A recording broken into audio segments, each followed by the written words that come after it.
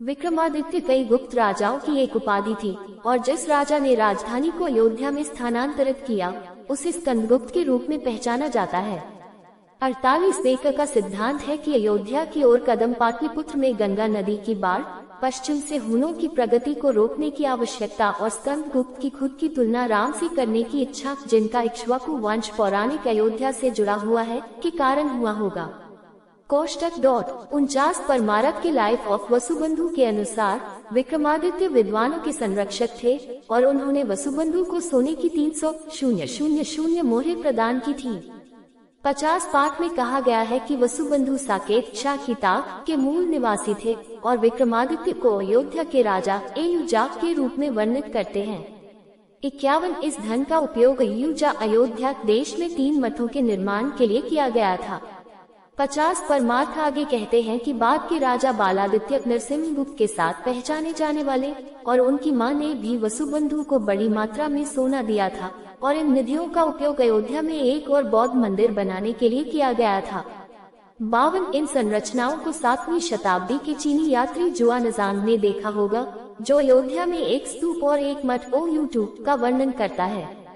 मानव सभ्यता की पहली पुरी चावन होने का पौराणिक गौरव अयोध्या को स्वाभाविक रूप से प्राप्त है।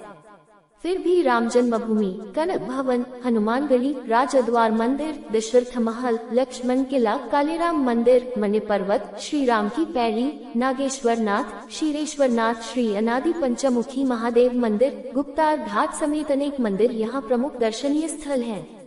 बिरला मंदिर, श्री मुनि रामदास जी की छावनी, श्री राम वल्लभा कुंज, श्री लक्ष्मण किला, श्री सियाराम किला, उदासीन आश्रम, रानोपाली तथा हनुमान बाग जैसे अनेक आश्रम आगंतुकों का केंद्र हैं। अयोध्या यूं तो सदैव किसी न किसी आयोजन में व्यस्त रहती है, परंतु यहाँ कुछ विशेष अवसर हैं जो अत्यंत हर्षोल्लास के साथ मनाए जाते हैं। श्री राम नवमी, 55 श्री जानकी नवमी, गुरु पूर्णिमा, सावन झूला, कार्तिक परिक्रमा, श्री राम विवाह उत्सव आदि उत्सव यहाँ प्रमुखता से मनाए जाते हैं।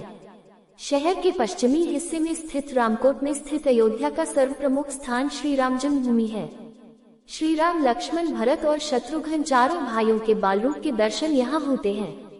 यहाँ भारत और विदेश से आने वाले श्रद्धालुओं का साल भर आना जाना लगा रहता है। मार्च अप्रैल में मनाया जाने वाला रामनवमी पर्व यहाँ बड़े जोश और धूमधाम से मनाया जाता है। हनुमान गढ़ी के निकट स्थित कनक भवन अयोध्या का एक महत्वपूर्ण मंदिर है।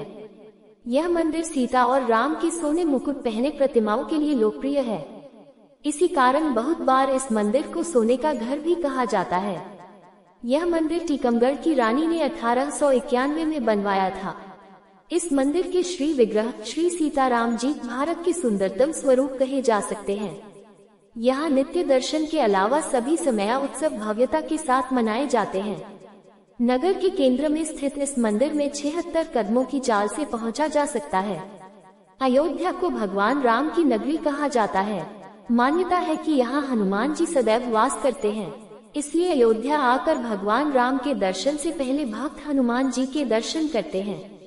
यहाँ का सबसे प्रमुख हनुमान मंदिर हनुमानगढ़ी के नाम से प्रसिद्ध है। यह मंदिर राजद्वार के सामने ऊंचे टीले पर स्थित है। कहा जाता है कि हनुमान जी यहाँ एक गुफा में रहते थे और राम जन्मभूमि और रामकोट की रक्षा करते थे। हनुमान जी को रहने के लिए यही स्थान दिया गया था। प्रभु श्री राम ने हनुमान जी को ये अधिकार दिया था कि जो भी भक्त मेरे दर्शनों के लिए अयोध्या आएगा उसे पहले तुम्हारा दर्शन पूजन करना होगा। यहाँ आज भी छोटी दीपावली के दिन आधी रात को संकट मोचन का जन्म दिवस मनाया जाता है। पवित्र नगरी अयोध्या में सरयू नदी में पाप धोने से पहले लोगों को भगवान हनुमान से आज्ञा लेनी होती है। यह मंदिर अयोध्या में एक टीले पर स्थित होने के कारण मंदिर तक पहुँचने के लिए लगभग 76 सीढ़ियाँ चढ़नी पड़ती हैं।